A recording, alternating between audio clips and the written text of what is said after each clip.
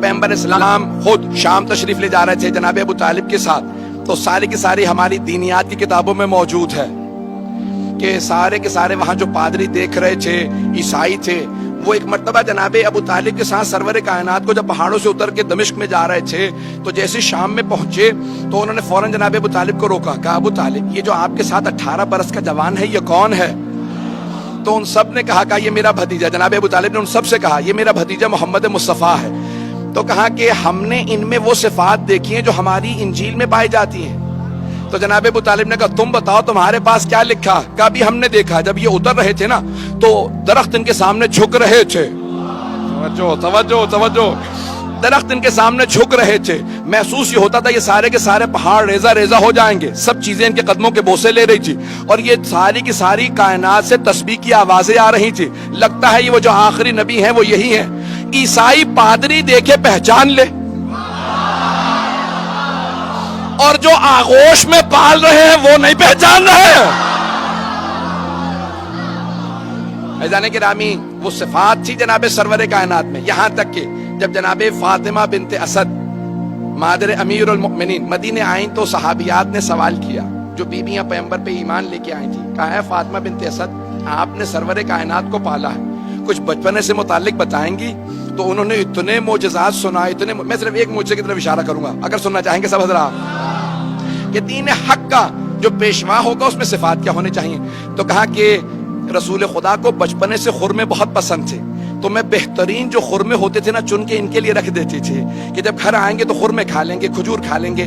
کہ ایک دن میری آنکھ لگ گئی، دوپہر کی گرمی تھی کیونکہ پیغمبر کو آنے میں دیر ہو گئی، تو جیسے ہی پیغمبر گھر آئے تو اچانک کچھ دیر بعد میری آنکھ کھلی، کہا رسول خدا کے آنے کا وقت ہو گیا، تو آپ نام لیتی تھی، کہا کہ بھی محمد کے آنے کا وقت ہو گیا۔ کہا میں اٹھی فوراً صحن میں گئی کہ میں خرمے جو پک جاتے تھے وہ گر جاتے تھے وہ جمع کر لوں اور دھو کے رکھ دوں۔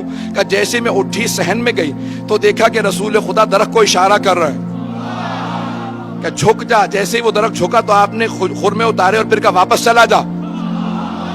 توجہ توجہ، تو جناب فاطمہ بنت اسد نے کہا رسول خدا نے درخت کو اشارہ کیا، وہ جھک گیا، کہا پھر واپس چلا جا، واپس چلا گیا۔ جب 10 برس 9 برس کے سن میں پیغمبر کو پتا ہے کہ میرے اشارے پہ درخت جھک جائے گا، تو جب 40 برس کے ہوں گے تو پتا نہیں ہوگا میں اللہ کے رسول ہوں۔ پتہ نہیں بات پہنچ رہی ہے نہیں پہنچ رہی؟ عزیزان گرامی، جب سب جانتے ہیں یہ عام ہستی نہیں ہے، بڑی بڑی ہستیاں گواہی دے رہی ہیں، تو نشانیاں ساری کتابوں میں آتی رہیں گی اور وہ نشانیاں بتائیں گی کہ یہ رسول خدا اللہ کے رسول ہیں۔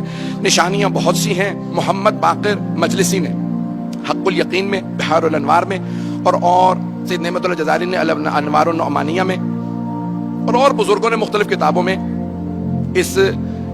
ان معجزات کو درج کیا ہے۔ میں پیش کرنا چاہ رہا ہوں بہت جلدی کہ سرور کائنات کے جسد مطہر کے اندر معجزات کو لکھا گیا ہے کہ وہ آخری نبی آئیں گے، ان میں کچھ صفات ہوں گی، ایسی صفات ہوں گی جو کسی اور میں نہیں تھی۔ جتنے معجزات اللہ نے سارے انبیاء کو دیے ہیں اس سے زیادہ معجزات سرور کائنات کو عطا کیے ہیں، اور ان معجزات سے پتہ چلے گا کہ یہ اللہ کے بھیجے ہوئے رسول ہیں۔ وہ معجزات بتائیں گے تو اب 24 معجزات جسد مطہر میں ہیں، رسول اسلام کے جسم مبارک میں ہیں، جسد مطہر میں ہیں، رسول اسلام کے جسد مطہر کے اندر 24 معجزات علماء نے درج کیے ہیں۔ سننا چاہیں گے تو میں پڑھوں گا۔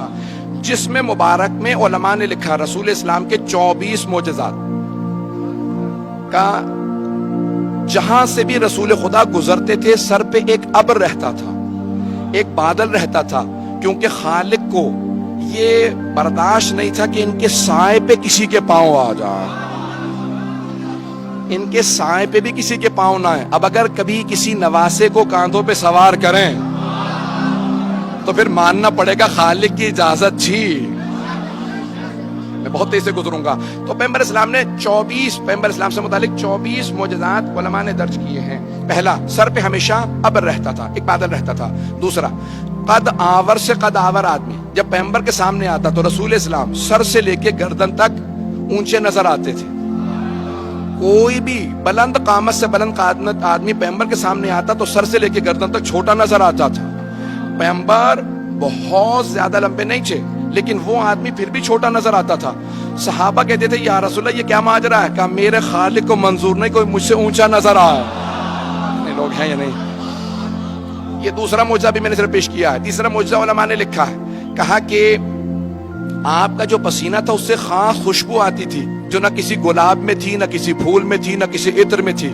آپ کے پسینے سے خاص خوشبو آتی تھی. توجہ ہو، پسینے سے خاص خوشبو آتی تھی، جسم مطہر سے خاص خوشبو آتی تھی. ایسی خوشبو آتی تھی کہ جہاں سے آپ گزر جاتے تھے 1 سے 2 دن تک کافر و مشرک جب وہاں آتے تھے تو سن کے بتاتے تھے لگتا ہے محمد گزرے ہوں گے. تو دوسرا پوچھتا کیسے معلوم؟ کہ وہ جو خوشبو ان کے بدن سے آتی ہے نا وہ اس جگہ سے آ رہی ہے. اب سمجھ میں آیا یہ حدیث کساء میں جب دونوں شہزادے گھر میں آتے ہیں تو جناب سیدہ سے کیوں کہتے ہیں انی اشم عندک رائحۃ طیبۃ کأنها رائحۃ جد رسول